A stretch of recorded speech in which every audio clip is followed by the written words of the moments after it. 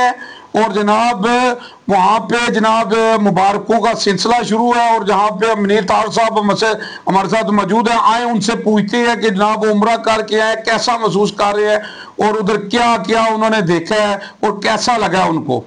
जी मुनीर तार साहब जी अस्सलाम वालेकुम जी। साहब असं शुक्रिया अदा करने जिन्हें साडा कीमती टाइम कढ़ के ते तुसीं स्पैशल मेहरबानी तुहाडी।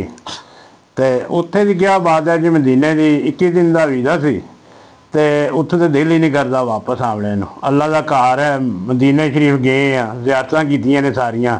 इत्थों असीं ना व्हाट्सएप जिसले गए हैं ना सियालकोट तो राम बने जी जी इत्थों बन के ते असीं सीधा जद्दे, जद्दे तो मक्के ते मक्के होटल समा रखे है, उमरा कीता, उमरा करके आके ते दिन कराइए तो फिर असी के नाम है ना ज़ियारतां दे बहुत ज़्यादा गारे हिरा भी गए। ज़ियारत किथे गारे हिरा जी असी गए। अच्छा बस जी अपने अबू बकर सदीक मस्जिद, अली मस्जिद, बस कोई असी ना मसलन ना ज़ियारत नहीं छोड़ी, मसलन ना वीडियो नाल चढ़ते रहे हैं तो माशाअल्लाह तवाफ भी किए ने ते सारे भरावां वास्ते, जेलम वास्ते, पाकिस्तान वास्ते दुआवां कीतियां ने। अल्लाह ताला के नाम है साढ़े दे रहम दे करम करे दे। जी मुनीर तार साहब ने माशाअल्लाह जी उत्थों सानू जनाब वीडियो बना के भेजी, साढ़े वास्ते सारे भाइयों वास्ते दुआ की जनाब मुनीर साहब असीं तुहाडा शुक्रिया अदा करने तुसां उत्थे सानू याद कीता ते और तुहानू उत्थे कौन मुलाकातां किहदे नाल होईयां? काफ़ी साढ़े जेलम दे बंदियां नाल मुलाकातां होईयां ने, उत्थे दूजे सियालकोट दे, लाहौर दे,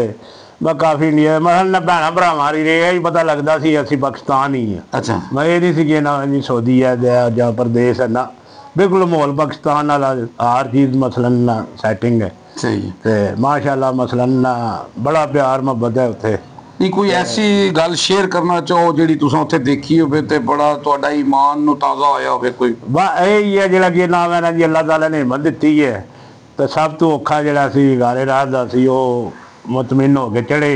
अच्छा हाली सिगरट भी बीवी दे सारा कुछ, मैं मोटापा भी है तो इंशा असी 2-2.5 घंटे पहुँच गए हैं, ज़ियारत भी की है, सरंगा इलाके अंदर जाके नफल भी अदा किए हैं तो अल्लाह का लाख लाख शुक्र है जिन्ना कि नाम सानू इत्थे तक। ते तुसीं की कहोगे आवाम नूं जिन्ना नहीं उमरा करन गए उन्हां दे बारे की कहोगे? यही दुआ करने हैं जी अल्लाह ताला ना हर एक नूं ना खाना काबा दे मदीने ज़ियारत कराए। जी जी जी माशाल्लाह जी, बहुत शुक्रिया जी जनाब मुनीर तार साहब जनाब उमरा करके आए ने। अल्लाह इन्हां दियां उमरा कबूल करे, इन्हां दियां बातां कबूल करे और इन्हां दे दोस्त माशाल्लाह हजे थोड़ी सिलसिला चल रहा है मुबारकां बाद देण दा ते रौनक लगी है इन्हां दे घर। जनाब मुनीर तार साहब माशाल्लाह जिन्ने दिन हो गए ना आए ने ते हजे थोड़ी घरों बाहर नहीं निकले ते जनाब मुनीर तार साहब ये इन्हां दी बड़ी हिम्मत है कि जनाब घर बैठे ने, अवामी बंदे ने, अवाम विच रहिंदे ने है जी ते अज जनाब सिर्फ घर बैठे ने और जनाब लोग मुबारकबाद देंदे आ रहे ने ते ये बड़ी खुशनसीबी होंदी है जेड़े अल्लाह सानू सब नू अपने कार बैतुल्ला मस्जिद नबी दी ज़ियारत कराए जी। ते मैं जनाब कहांगा जी कि देखो ना जी कि असी जेड़ा ना साडा तो ना दरबार बैतुल्ला शरीफ है, साडी गद्दी मदीना शरीफ है है जी, सानू ये अल्लाह सानू सब नू ये अपने घर की ज़ियारत नसीब फरमाए जी। ते जेड़े जांदे ने जेड़े नहीं गए अल्लाह उन्हां नू भी खड़े। ते बहुत शुक्रिया जी। UG न्यूज़ जावा जी जेलम।